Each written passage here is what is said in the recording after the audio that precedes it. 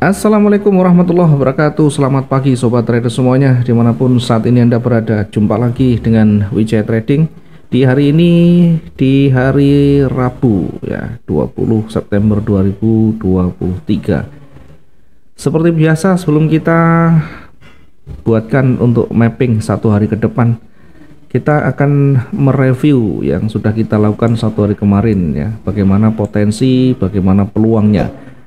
Kita mendapat banyak peluang atau sebaliknya, kita akan evaluasi dan kita banyak koreksi dari sana nanti. Kalau ada yang baik, kita ambil hikmahnya. Kalau ada yang kurang benar, maka kita perbaiki ya, untuk kualitas trading kita menjadi lebih baik. Tentu semuanya menyesuaikan kondisi masing-masing, menyesuaikan style masing-masing dan tingkat kecemasan masing-masing. Baik, kita perkirakan untuk yang satu hari kemarin, kalau kita gambarkan dengan dua simulasi tentunya. Pertama, prioritas kita fokus ke buy dengan catatan setelah lewat dari warna orange yang kita tandai ini sebagai area resisten terdekatnya atau sebagai area ujinya. Kenapa kita menempatkan posisi buy? Tentu kita ingin mendapatkan peluang yang lebih baik. Kalau kita tidak mau menempatkan posisi buy di sini, maka tunggu hingga menembus area ini, area orange ini. Kemudian ketika tidak mampu menembus, maka tunggu trigger di sana.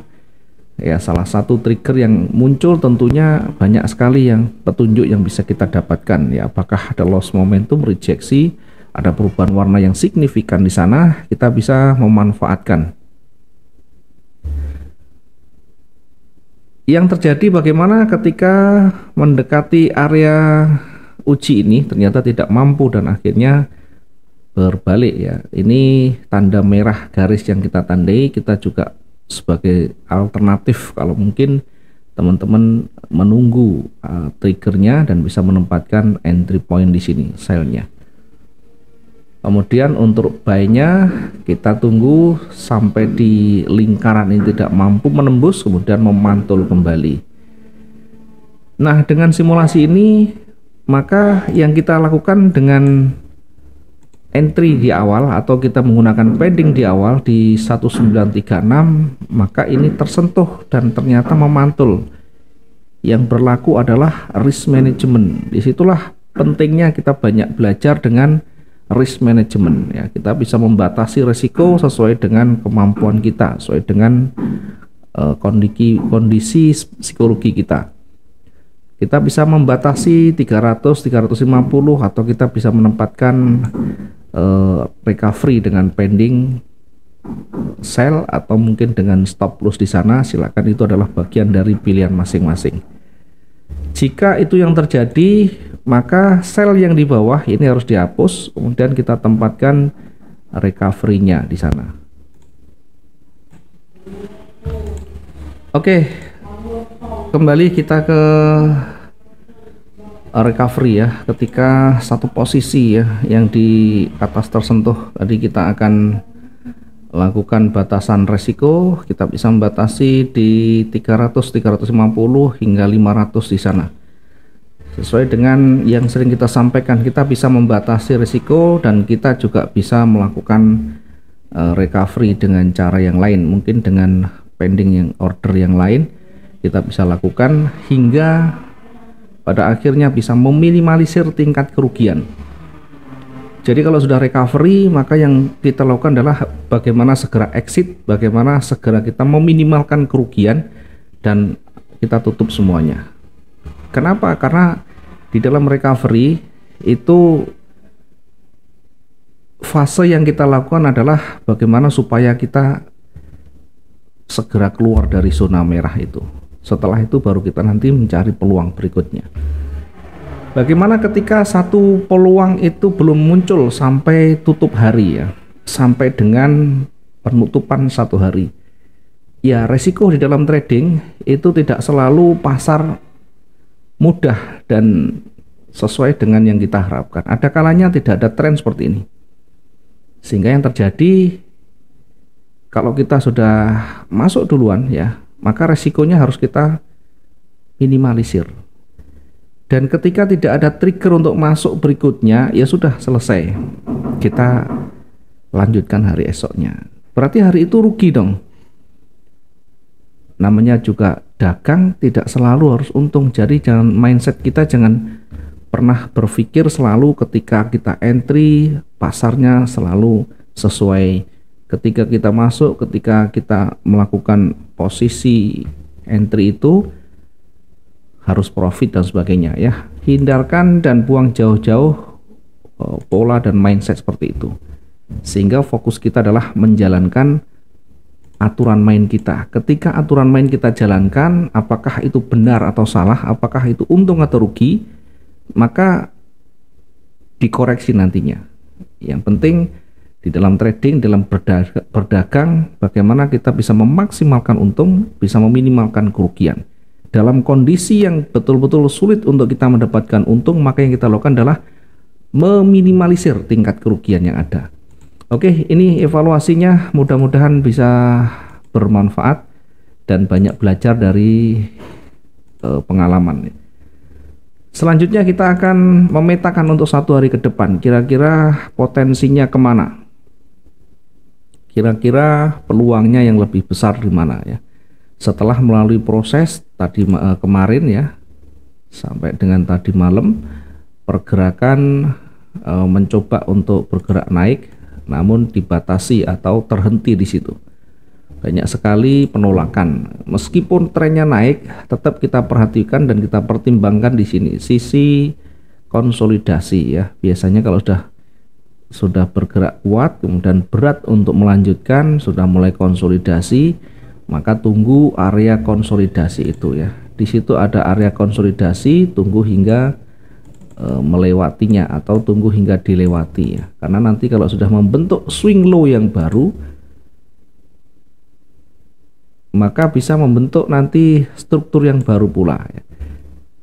Oke, saya coba untuk buatkan ini yang lebih dekat dulu ya. Saya buat garis bantunya dulu biar nanti ketemu ya dengan titik-titiknya. Ini kita taruh di sini.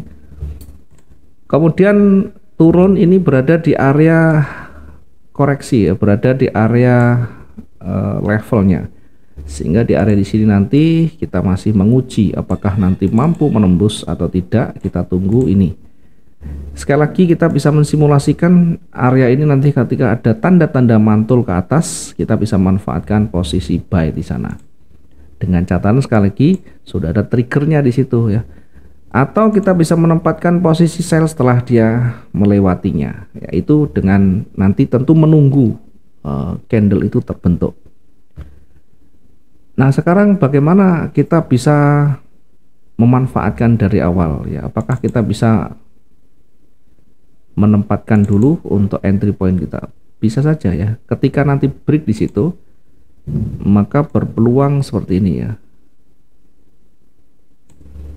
Kita masih akan uji di sini. Ketika dia lewat, nanti kita perkirakan akan turun seperti ini, kemudian akan terkoreksi. Akan terkoreksi, kemudian di area koreksi itu nanti kita uji apakah dia break atau tidak. Kalau dia break, dia bisa kembali lanjut menuju level berikutnya. Kalau tidak, dia bisa kembali turun seperti ini. Simulasi kedua, ketika dia tidak mampu menembus ya, tidak mampu break di sini di area levelnya di sana, atau paling tidak gagal untuk membentuk swing low yang baru ya. Kalau ini misalkan terbentuk swing low yang baru, apakah harus di sini? Enggak, ini hanya simulasi saja ya. Mungkin bisa saja di atasnya, bisa jadi di bawahnya. Sementara ketika tidak mampu menembus di sini, ini bisa kembali naik lagi. Ya, tentunya nanti harus diuji lagi di resistennya. Jadi dua simulasi ini harus kita lakukan dengan nanti melihat kondisi dinamikanya ya. Kita tidak bisa menebak salah satu, oh ini nanti bakalan naik ke sana terus. Iya, kalau nanti kita menggunakan swing tidak masalah, tapi kalau harian tentu akan sulit kita dapatkan peluang yang terbaiknya ya. Karena 1 hari dibatasi 1 hari sudah. 1 hari kalau kita lihat misalkan seperti hanya kemarin cuma begini datar aja. 2 hari yang lalu cuma bergerak naik turun juga tidak terlalu signifikan. Jadi kalau kita ambil untung terlalu jauh untuk 1 hari ya tidak nutut nantinya. Mungkin kita bisa target 1000 2000, tapi nanti tertentu ya kondisinya kita bisa kecil sekali tingkat probabilitasnya. Tidak mungkin kita tahu ini titik paling rendahnya, tidak mungkin kita tahu ini titik paling tingginya. Ya, karena semuanya hanya kita lakukan probabilitas. Ketika itu tidak tersentuh, ketika tidak tercapai, maka belajarlah untuk mengikuti dinamika dan kita gambar yang baru, kita buat simulasi yang baru. Nah, sekarang kita tempatkan dulu untuk buy-nya. Saya tempatkan di sini untuk buy-nya. Kemudian sell-nya saya tempatkan di bawah ya, ini di 19 meskipun ada penolakan ya, agak turunkan dulu.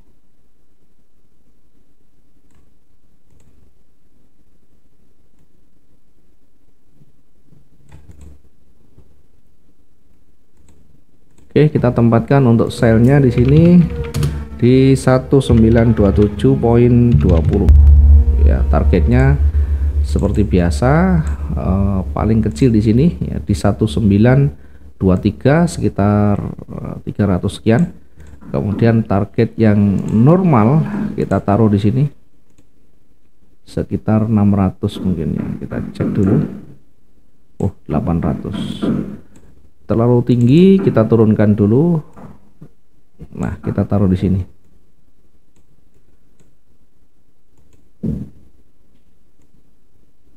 Oke, kita taruh di sini untuk target sell-nya di 1920. 1920.54 ya. Jangan lupa ini juga nanti bisa menjadi area uji di target ini. Kemudian di bawah lagi kita tempatkan di 1917. Ini juga menjadi area ujinya. Apakah nanti dia terbentuk di sini atau sebaliknya di atasnya, kita lihat nanti ya. Selanjutnya untuk berikutnya kita tempatkan untuk target yang kedua, kita tempatkan 1914 untuk target yang selanjutnya, sekaligus menjadi area uji berikutnya. 1914.11 ya. Area jenuh mungkin hanya berada di kisaran target yang kedua dengan melihat historinya. Namun demikian kita perlu juga antisipasi berada di area ini, berada di kisaran 1908. Ini menjadi area jenuhnya. Bisa juga tadi kita uji nanti di area targetnya ya, di area targetnya. Di area target 1 atau 2 nanti kita perhatikan apakah di situ mulai melemah, apakah di situ mulai ada penolakan dan sebagainya. Ya, tentu ini kita hanya melihat dari histori yang ada ya, pergerakannya dari historinya tidak ada yang signifikan ya. Maksimum kita batasi di area 1908, sehingga di area rendah seperti ini kita lebih berhati-hati untuk menempatkan posisi sell sekalipun itu tren. Kemudian yang di atas kita tempatkan 1933 untuk buy-nya 1933. Targetnya di mana? Targetnya yang terdekat di level psikologisnya atau di ujungnya sini ya, sekitar 400. Kalau kita menempatkan yang terdekat di sini, namun yang lebih potensial kita akan tempatkan di 1939 ya, sekitar 500 hingga 600 ya. Ini target yang pertama atau target yang terdekat. 1939.06. Kemudian ini juga menjadi area uji berikutnya nanti ketika dia bergerak naik ya, mendekati area di sini. Di area target ini kita perhatikan apakah mulai melemah atau justru akan mulai kembali menguat ya. Kembali menguat di sini masih ada peluang, ada potensi hingga di 1945, sehingga kita tempatkan di sana untuk targetnya. Targetnya yang kedua di 1945. Ini target yang kedua sekaligus menjadi nanti area uji juga ya. Diingat, setiap pergerakan yang kuat selalu ada tahapannya. Yang pertama selalu melewati level-level terdekatnya, kemudian ada tanda-tanda di situ ya. Selama belum ada tanda-tanda reversal, maka dia bisa terus bergerak ya. Tentu dengan melihat dari sisi level psikologisnya, tentu kita bisa lihat dari sisi range-nya dan sebagainya, dari tekanan yang ada, dari penolakan yang ada, nanti akan ketemu. Kemudian di puncaknya ya, di puncaknya kita akan lihat